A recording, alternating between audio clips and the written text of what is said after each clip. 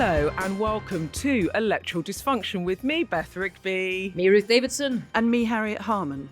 Now, Ruth is back in Scotland, but I hung out with her last night. She's had no sleep and None. about 100 cocktails. No, she didn't. We were at the Political Podcast Awards last night, which was fun, and we're going to talk about that later. Harriet couldn't come, which was sad.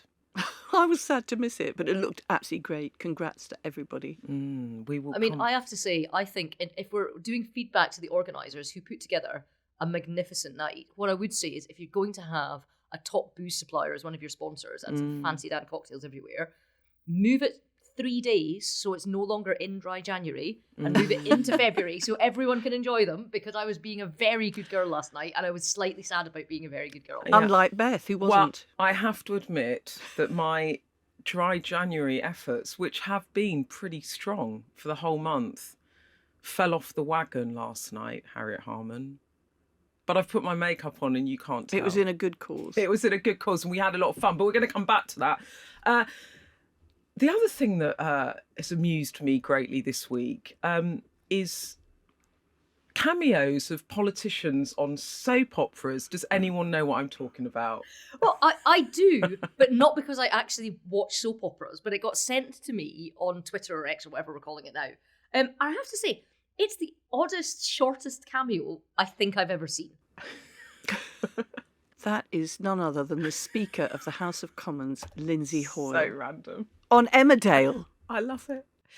It made me think, we need Harriet Harman and Ruth Davidson on cameos on soap operas. Yeah, if only to spread the love of electoral dysfunction. I want Harriet in the pub in EastEnders ordering a half a lager. But he's quite quirky, the Speaker, because you'll suddenly open a magazine or a colour supplement and there'll be a picture of him with a parrot on his shoulder and 12 cats and dogs. He's got a great menagerie. He's very distinctive character as well as being an excellent speaker. Just humour me. What cameo would you do? Well, I wouldn't, because I've spent my whole life trying to be seen as a politician. And anything that would jeopardise that would make me extremely nervous, because the political system did not like the idea of women, especially young women, being in it, and therefore you had to stay totally within the confines of it and just go on Strictly or do something like that. I thought, or Celebrity, I'm a celebrity. I think I'd never feel like I was a politician again. You did go on the Graham Norton sofa. I did. How was that? I think he's a genius, actually, because I thought I was absolute rubbish. But then afterwards I saw it and I thought, blimey, I was great. But it was down to his interviewing and the editing. Graham Norton is a big gig, Harriet. That's a big gig. I mean, you say you're a politician, but what we're learning is you're actually a proper celeb. Yeah. I mean, can I have your autograph later? What was interesting is afterwards in the division lobby, a whole load of MPs who've actually spent 20 years never speaking to me all came up and said, saw you on the Graham Norton show. It was very hilarious when there was a vote. I had to triumphantly go through the division lobbies after that. You are absolutely the person that should be a breakout star everywhere, because you are beloved. And when we did our live shows last summer, the love for you in every room we went into, honestly, it was overwhelming. There was a lot of love, to quote Cilla. That's so kind. Well, it's just, we've been a whole generation striving and struggling. Let's move on to the menu of the week, because what are we going to talk about this week? We're going to growth. Going for growth. It's priority number one. Priority for, what was it? Further and faster, going for growth. It reminds me of that going for gold. Anyway, going for growth. I have a question for you, Beth, yes, about this growth speech. Oh, yeah. So quite a lot of stuff got briefed in advance in terms of we kind of knew what was in it before. How did journalists know the difference between a really big one that they want everybody to turn up to and it's going to lead the news and everybody's going to take notice of it and there's going to have lots of content in it and policies, and the ones where it's a couple of remarks to the CBI and nobody cares? So, I mean, how does the kind of behind the scenes stuff of, no, guys, you really want to get your camera crews down here and have a second camera and we'll give you an after show and we're going to send out her deputy at the Treasury to do the morning TV rounds before she does the speech and we'll give you reaction politicians after the speech and all that sort of stuff? The reason that it's going to be really big is because the briefings start quite a bit of time back, and then you see it unfold in that week in a very, very staged way, as in stage in post before the build up to the in the build up to the speech. So, for example, what you saw with this Reeves speech is something goes into the FT around the weekend about opening up pension funds, and then the news about the Oxford Cambridge arc and developing that. We can come back to the actual substance. They start dripping out announcements to start getting a conversation going around what is going to happen. So part of knowing it's a big deal is the amount of emphasis that they are trying to put on. It's the old adage, Ruth, that you talk about having the megaphone, and also just the substance of the speech, the framing of the speech. I actually thought this week that the government has begun. It was almost like 2024 from July to December was a bad dream for Labour, in which Keir Starmer won and then didn't really get going. And we've talked a lot about the difficult early months. And this turn of the year, it just seems that they are now getting down to what they want to do, be that the announcements on the NHS, the announcement on artificial intelligence. And now I think this speech about the economy, which I would argue, Harriet, I think will end up being perhaps the definitive speech of this term of the Labour government, and whether they can deliver it kind of is the hinge by which they might win a second term. Am I over-egging it? It felt so substantial to me. No, I think it's really, really important, and I think it's really definitive. And it's about modernising Britain. When you were talking about them getting started, we had in December the big plan for change speech from the Prime Minister, Keir Starmer. But it was all about, you're not going to stop us, you're not going to block us, you're not going to be naysayers, you're not going to be bureaucrats. But we didn't know what. This is the point now. We know what they're going to do, and they're not going to be blocked. And I think what you saw is two things. One, the description of modern Britain, growing ambition, looking to the future, but also absolute determination. It doesn't matter what happens, we are not going to be blocked.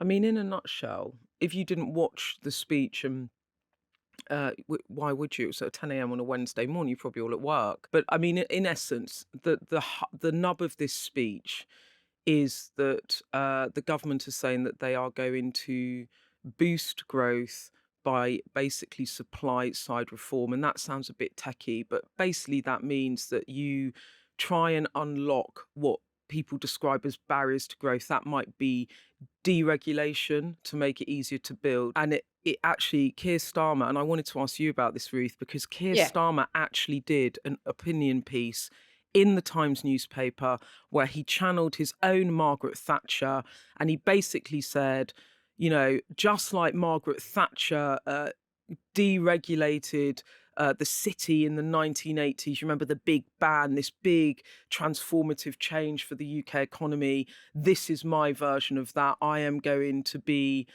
almost Thatcherite in my drive to deregulate. I don't want to be a nitpicker, because there's a reason the Tories were voted out of office and voted overwhelmingly out of office. And, you know, we've got a lot of work to do to get a hearing, and I get all of that. But what I don't understand is there is a perfectly acceptable Labour narrative, which is we're going to ask the broadest shoulders to bear the biggest burden as we rebuild the public services of this country, which is why we're putting a £25 billion surcharge onto business through national insurance increases, because we believe essentially in trickle-down economics, and that if we grow the economy, that'll put more money in the pockets of working people. And I think that Rachel Reeves deserves credit for talking about big infrastructure projects like Old Trafford redevelopment, like the Oxford-Cambridge corridor, like the third runway at Heathrow, all things that the Tories said they would do and never did. So there's general consensus about all of that, none of which is going to deliver any growth for the next 10 years. So where's the growth in the interim going to come from to set that momentum up? And I wanted answers on that and didn't get them. Ruth, you sort of pick up the two sort of areas that I also wrote about when I was doing a kind of take on the speech, which was, number one, some of these measures about delivering growth, and the government would admit themselves, they don't come through until 10, 15, 20, 25 years. I mean, will I even take off on a plane on a third runway? I think which is okay. Like if you look at if you look back to the coalition, I mean, the big argument was that Nick Clegg said we shouldn't build any nuclear power because the power won't get turned on until 2024. At the exact point where actually we needed to have, clean thing. So long-termism is good, and politicians should do more long-termism, to be honest. But they needed to have answers for that interim period as well. And the answer that they would have given, which Harriet, you will no doubt know, would be, if we can show the public that there are some cranes in the sky or there are some developments being built and there are shovels in the ground, that come the next election, it will give them faith that we are delivering. And, some of the measure, on the one hand, Rachel Reeves says, I'm going for growth, I want growth, I'm going to do everything for growth. And then actually the past actions of recent months has signalled something else to business and actually made business either cut jobs or sit back, because this sort of unexpected hike in taxes of 25 billion, that has made it difficult. I mean, this is complicated, isn't it? They are setting a stance which is not just about Heathrow and Old Trafford and Oxford and Cambridge. It's a stance to business, which is we've stabilised the public finances, which is good for you, and also we are going to support investment and we're not going to be pushed aside. There is not a single business in this country that doesn't know how much their staffing cost is going up next year. Every single one will have calculated that in their bottom line, and that will come off how much they feel they can invest in their company, because they know how much staffing costs has risen for no extra staff, just to give the government more national insurance money. What is interesting, and I think, Harriet, I'd be interested to hear what you say about this, because Ruth picked up on this, is like, Rachel Reeves suddenly channeled a bit of Boris Johnson boosterism, didn't she? She's gone from going, it's all terrible, the economic inheritance that we were left. She was so gloomy last year, and suddenly she's like, hey, Great Britain. I'm clicking my fingers because she was really giving it Riz, wasn't she? Not the Riz. Apparently it's not the Riz. She's giving it. And actually, I spoke to someone in government. You're going to enjoy this, because in our television theme of Emmerdale and other great television programmes, I was speaking to an advisor about this palpable shift in mood that I had detected. And they said to me, what we're trying to do, Beth, is we need to channel Love Island. I mean, nobody wants to see politicians in bikinis. Just no. No, they said what we're trying to do is think about it as Love Island, that we need a sexy new contestant to turn heads. The bombshell. Now, apparently in Love Island, there's this thing where you're going to turn the head, and then, a sexy new contestant comes in and you give them the look. You go to the fire pit. Ruth, you've obviously never watched. Yeah, I'm getting rather depressed them. that this is the line of briefing. Oh, my Lord. Do you not like this? No, we all know about the bombshells in Love Island and everything, but that's honestly not the point. The other thing... No, you haven't let me finish my Love Island anecdote. It's getting worse and worse. No. So we need... The Love Island analogy that you look really cross with me about. It's dangerous to do a Love Island analogy when you've got a woman chancellor. It's like, no, why are they doing this sort of briefing? Well, Rachel, love, you've got a cracking set of figures. Shall we go to the Casa Amore together? Basically, the argument was we need a shift of move to channel Love Island.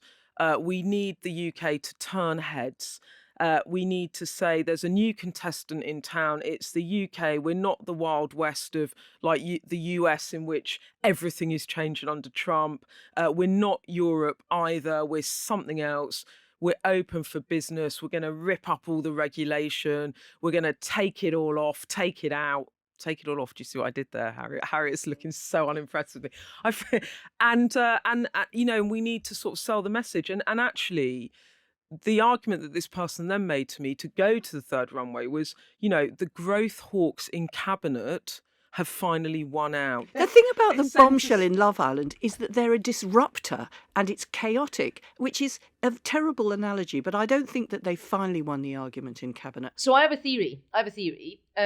Firstly, I actually think the metaphor and the analogy is horrible and terrible, but actually the thinking is quite sound. But I have a bit of a theory about where we are in terms of people within cabinet. There was a bit of a split this week. I don't know if people saw it, with Ed Miliband on this announcement on Heathrow, and he's the kind of energy secretary, although he also strayed into the environment quite a lot, even though DEFRA is a different department. And he was not sounding completely on board with it. He's also dug his heels in on other things that have caused a bit of friction. So there's stuff particularly about new oil and gas licenses in Scotland and in the North Sea, with the Scottish Party, but within also growth, you could actually, oil and gas contributes a lot. The idea that having energy security before we get to the transition, everyone agrees there should be a transition, but we're still going to need oil and gas in the interim until we get to clean energy, and it's more expensive, and that's a drag on growth. And he is absolutely fighting his corner, and he's also, he does look like a man that's a little bit out of place within that cabinet. And I have a bit of a theory that he could get pushed too far and face Keir down and get punted, and be a bit of an Edward Heath sulker on the backbenches. I think it's true what Ruth says, that Ed Miliband really is the sort of green conscience in cabinet. But we've been here, Ed Miliband has been in this situation before, because in 2009, when he and I were in the cabinet, it was at that point that Gordon Brown pushed through the decision that we should support Heathrow. And obviously it's no secret to anybody that Ed Miliband was against it at that time, but he stuck with collective responsibility. When it came to a free vote on Heathrow, later when we were in opposition, Ed Miliband, voted against it, but he's very collaborative and he will remain part of the team. Also, he was the man that actually brought Keir Starmer into politics, into Parliament, and supported him for the leadership. So I think that, he will find all of this uncomfortable, but he will be pushing to make sure that we reduce internal flights, domestic flights, because we have better public transport, better train system. He will be saying, if you're going to do Heathrow, we better flipping well actually improve a load of the other green things we're doing and bring them forward. So I think that he will stay in government, play a very important role for the green agenda in government, and I don't think that there will be disruption and division. That's a really good point about internal UK flights, because if you're from, for example, Scotland or Northern Ireland, you get routed through Heathrow. So it's not just like, where does Heathrow go to? It's like, where else do you go through Heathrow to get to from the rest of the UK? And what I noticed in this speech as well, they were talking about spreading the wealth to the whole UK. There was nothing north of Manchester in that.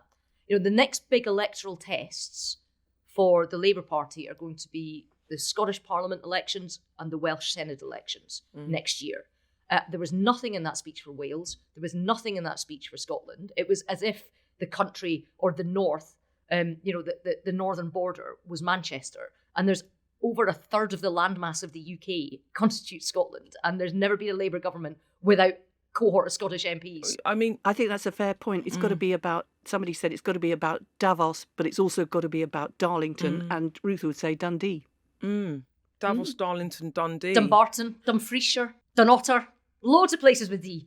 Ruth, I think, that's a very live issue, and it will become liver, as you said, as we go into elections in Scotland. And Wales. There was a huge shift in Scotland in terms of the number of MPs. Now, because it was such a massive majority, materially, it didn't matter to get Labour over the line. But there's going to be future elections where keeping that block there is going to be important, and it needs to deliver. There needs to be visible signs of delivery from a Labour government to Scotland. But just quickly to go back to what you said, Harriet, about Ed Miliband. Number one, you do acknowledge in a way there has been private cabinet probable disagreements about this. But what you're saying, and that's what my sources were saying to me, that there had been divisions in cabinet, and actually, Rachel has pushed through, backed by the Prime Minister, backed by Angie Rayner, who's also been making speeches around these areas, backed by Johnny Reynolds, the Business Secretary, backed by Peter Carl. But Harriet, what you're saying is that Ed Miliband, even if he has private misgivings, he will do work to make sure that there's kind of carbon offsetting, if you like, within other areas. There'll be political offsetting on the green agenda. Yes, and that he will toe the party line publicly. He will not resign over this. That's what you're saying. He's not going to kick up a stink. I think he's committed to the government, and he's committed to being in politics and playing a part in that government, and he will make sure that they absolutely up what they're doing on the green agenda to compensate for obviously what he thinks is the wrong decision on Heathrow. That was a position he took in 2009, and also when there was a free vote and he voted against Heathrow in 2018. Okay, so when I really feel for him actually, because his job has just gotten so much harder. It has coming in, and all of the environmental stuff that's being sort of ripped away there, the rerouting of the water course in California, the baby drill in Alaska that he said. I mean, the pressure that Ed Miliband is going to be under, because this kind of global consensus or the global Western consensus has now broken down. It's going to be so difficult for him. I do not envy him his job, actually. But when Westminster gets in a big sizzle about Ed Miliband, it will be endless about, is Ed going to stay? Is Ed going to go? A third word, Ed. You've heard it here first, Dysfunctioners. Harriet, she is never wrong.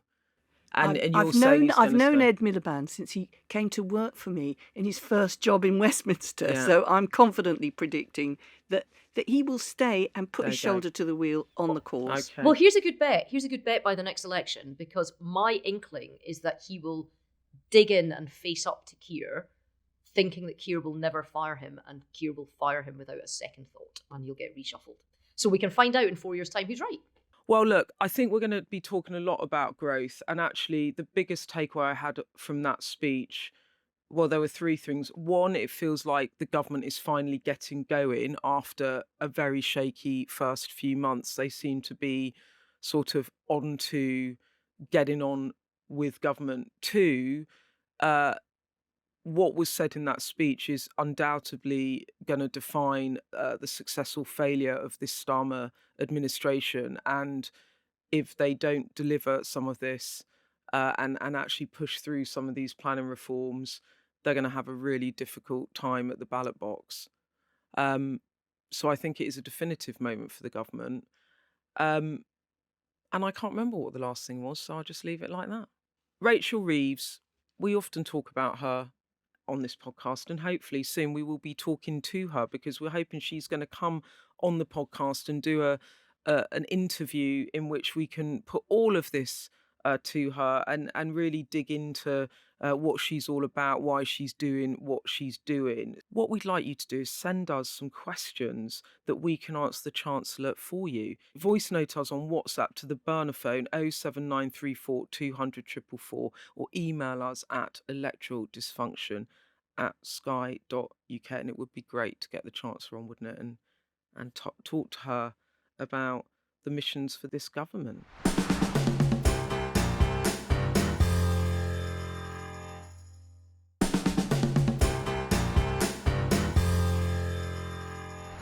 Welcome back.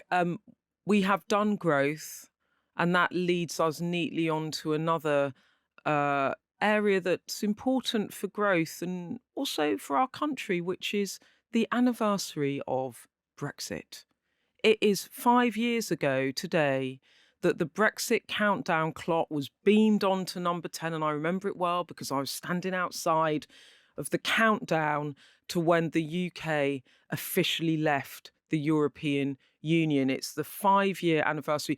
In marriage, what is a 5 year? Is it paper? Wood. Wood. Paper's number one. Okay. Yeah, I think it's wood. Well, it's the 5-year anniversary. Harriet, you're looking at me very gloomily as I announce this anniversary to you. Is that because you'd wish it hadn't happened? Absolutely. I think it's been a disaster politically and economically. It's been a disaster politically, not just because there was an incredibly divisive campaign, but also because the decision ultimately was based on a pack of lies, which undermines people's trust and confidence. It's a disaster politically because you can't change a referendum in the way that you can change a government. So, you can elect a government, have second thoughts, and then change your mind and vote them out. With a referendum, you're kind of stuck with it like a boulder in the middle of the road. So politically, it's really problematic. And it's put us in the wrong place globally with our relations with other countries, and it's absolutely stuffed our economy, measurably stuffed our economy. And I think that all the arguments in favour of it, well, I'm not going to go on because I could spend 5 years saying how grim it is, but it's the reason why David Cameron is going to go down as the worst Prime Minister in history, because he tumbled accidentally into this disaster for us. Wow. Okay, that was pretty emphatic there from Harriet. I mean, Ruth. Not pulling any punches there. But I have a feeling on this, you're not going to disagree with Harriet Harman, are you? I came into that in 2016 so bruised after coming out of the 2014 Scottish independence referendum, and so angry actually that the lessons from that hadn't been learned and transferred over. And it was a political device, I think, that Cameron used, and he should have learned from Scotland. And my big takeaway is I would happily live the rest of my life without seeing a single other constitutional referenda again, because I think they poison politics. And it's almost no surprise that if you have really big, complex questions, multifaceted, that affect every part of your life, and you push people into a binary choice about it, and there's only a yes or a no or an in or an out, and you push people into tribes, people get tribal about them. It becomes tribalism. Do you think that in the next manifesto, in the next campaign that is 4 years away, would you like to see Labour say we want to revisit the customs union, or we want to revisit the single market? Not necessarily that we want to rejoin the European Union as a political project, but actually properly change the trading rules. One of the things that Darren Jones has been saying behind the whole argument for growth that's just been announced is that there's going to be issues about the supply chain which are going to have to be dealt with. And that, above all, is about people and materials from Europe. So in order to deliver on what they've just announced this week, they are going to have to sort out more mobility of labour from Europe and more easily getting goods across, which are the raw materials to go into all these building projects. So I thought that was very, very much a hint there. And they have got finally this unit in the Cabinet Office to build better relations with Europe and see where they can improve things, which, they took several months to establish, but at last they've got it now, and hopefully we'll see that getting to work. I mean, I should jump in. Darren Jones is if you don't know who he is, he's the Chief Secretary to the Treasury. He's basically Rachel Reeves' number 2, and he was talking a bit about Europe. But Harry, you did dodge my question about whether or not you'd like to see it. I'm genuinely interested because I want to come on to talk about the recession of relations here and now. But genuinely, would you like a future Labour government to look at going back into the customs union or the single market? Or do you think it's still too soon for the party to even have that conversation? Well, I was against the deal that meant that Brexit meant we weren't going to be in the customs unit or the single market, because obviously leaving the European Union, we could have had a deal which gave us a much closer relationship. So we had the referendum, but we also had the votes in the House of Commons, which we lost, which would have actually had us much closer. So we had David Cameron tipping us accidentally into a referendum, and we had Jeremy Corbyn, who was the absolute wrong leader of the opposition at a time when we needed a good deal on Brexit. I do think that the history will be kinder to Theresa May than the present ever was for her, because she had a torrid time as Prime Minister. And actually, if you look at what she had argued at the time, there was a deal that could have been done there. She had an unhelpful leader of the opposition, and she had problematic and she had a massive which is why she rebels wasn't within her able own to party. do it. Yeah. We could have had a better deal. So I think that actually we do need to try and unpick some of the Brexit deal. So I knew that this would be slightly one-sided, this conversation about Brexit with you two lovely ladies. So in the interests of balance, we have found a politics professor, Rob Ford, and he has very kindly left us a voice note on some Brexit benefits just to balance this out. Let's listen to Rob. Hi, Beth, Ruth and Harriet. I mean, obviously there's a lot of people out there, and I'm sure some of them in the studio with you there, who are pretty negative about how things have gone. But there are a number of reasons to be cautiously, I think, positive about Brexit as a political story. This is a thing the public directly voted for. And I think it's very important for the resilience of our political system, which is a big question everywhere in the world right now, democratic resilience, that we as a country ended up delivering some form of the thing that voters asked us directly to deliver. The scale of what the political system was asked to do was a massive stress test of every single aspect of our system. So even if the great Brexit sausage machine is producing sausages that aren't particularly tasty, the fact that the sausage machine didn't break down is itself a pretty major achievement, I think. So another way of thinking about the great Brexit debate is, let's go back to the slogan, take back control. Have they actually got that in any meaningful sense? Well, I think any sort of fair and neutral observer would have to say, yes, they have, even if it hasn't worked out in quite the way that they anticipated. So, a couple of examples. Firstly, immigration. Immigration has continued to be high in the years after Brexit, but that is now clearly and unambiguously a choice of the British government and a choice that the British government can change. A second example comes in the world of regulation. When you look at the process by which we rolled out the COVID vaccines, we did that differently to how other EU countries. Now, I'm not a health policy expert, but the point is there were again levers we could pull there, being outside of the EU, that probably weren't available to us in the same way when we were inside. Rob, on, that we came through this very disruptive referendum, and everything still works and the sausages still get made, and sometimes they get shipped to the European Union as well. But the point of what we're now talking about, and I think is going to become a bigger conversation, is exactly what both of you have just referenced, which is there is a government in desperate need for growth. We have a deal with Europe that potentially the last Conservative government might have liked, but the Labour government probably doesn't much. One of the things that the EU wants is a youth mobility scheme, and this is a live conversation in which what this basically would be is young people from European Union countries and young people from the UK can go and live and work in each other's countries. It's not, I stress, not freedom of movement. It would be a scheme, but it's about cultural exchange. And the European Union are really keen on this. And the government are in a real bind on it because I think that there is just not the political courage or will to do this, that it's just going to be a big headache of endless headlines about how we took back control of the borders and now young people are coming over. And these are some of the problems, I think, about trying to improve the relationship, but what in material terms can you do if you don't want a youth mobility scheme, if you won't go back into the customs union, if you won't go back into the single market? But it's not freedom of movement.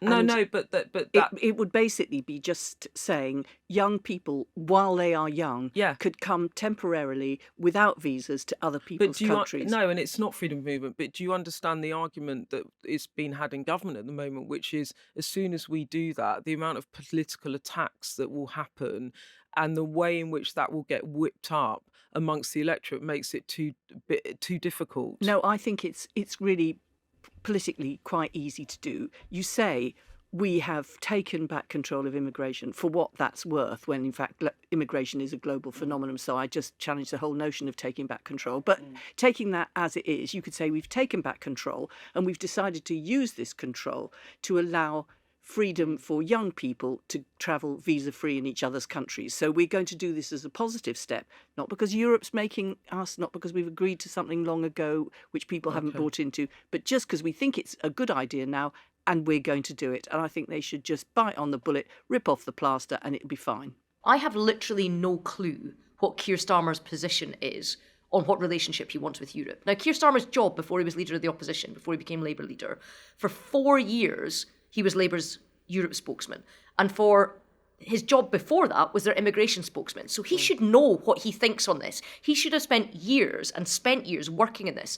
And I don't have a clue what he believes, what he wants. He's not making the arguments for where he wants the country to get to. He's not providing the evidence that would show that his arguments, that his position is sound, because he's too frightened to state what his position is. And frankly, he's got a massive majority, and now is the time to do it.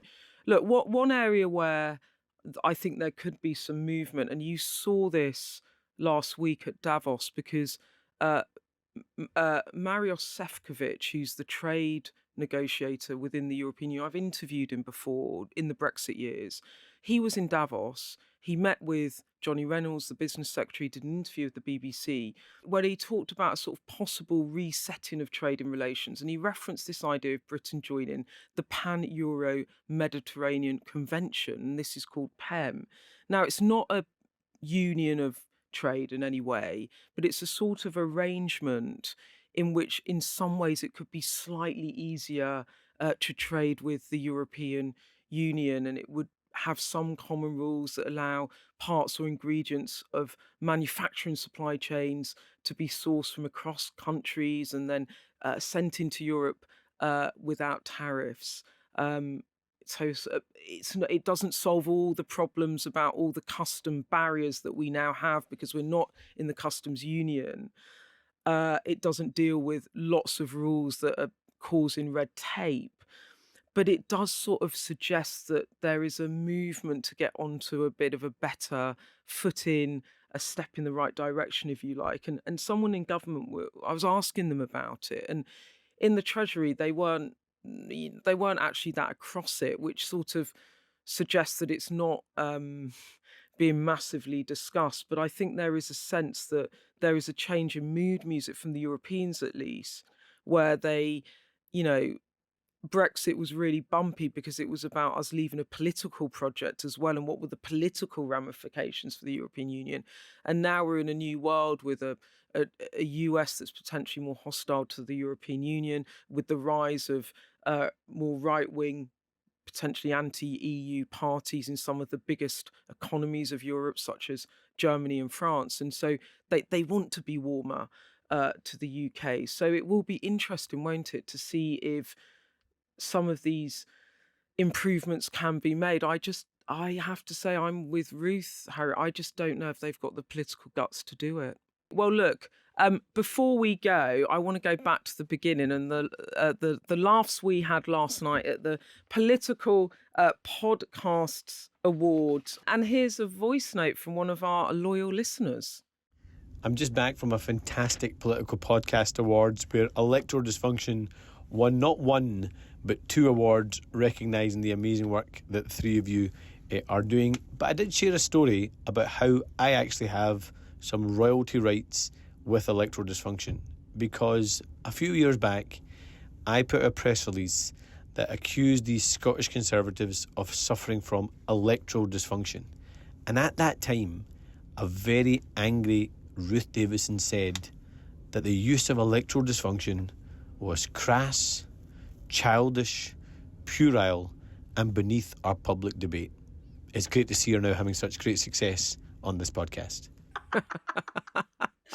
Oh, bang to rights. Bang to rights. That is Anas Sawa, who's the Scottish Labour leader who absolutely ripped it out of Ruth Davidson on stage last night to the great delight of the whole room. So look, we're stuffed now because apparently our own co-host thinks our title is puerile, and what was the other thing? Crass. But I didn't say that crass and puerile was necessarily a bad thing. Can I just say, Anas gave me the heads up because I saw him at the little pre-drink, and I was just looking at Ruth and she was like, I don't remember this. And then she said to me across the table, she went, it's one of those press releases they put out and they put my name to it and I never saw it. So that was her excuse. But really? Is that true, Ruth? You never said it? I don't think so. No, I used to be pretty on making sure that stuff that was in my name went past me. But it does sound pretty po-faced from me. I don't know. It sounds more like me. Let's nobody have any fun. Yeah. But can I just say, to everybody that did the Political Podcast Awards, the first ones they've ever done, it was a really good event. Not just because we won 2 lovely awards, and thank you very much for the voting to the voters and to the listeners and everybody who got behind us. Yeah, and thank you for listening to us, and please do share. If you enjoy listening to us, share it with your mates, because we want Electoral Dysfunction to get bigger and bigger and bigger. We want to reach more of you because we really do love doing it. And actually, it's nice to communicate about politics in a way that's away from Westminster, huh? Remember, you can get in touch whenever. Voice note us on WhatsApp to the burner phone 07934 200 444. Email us at electoraldysfunction@sky.uk. Thank you for listening, and we'll be back next week. Goodbye. Bye. Bye-bye.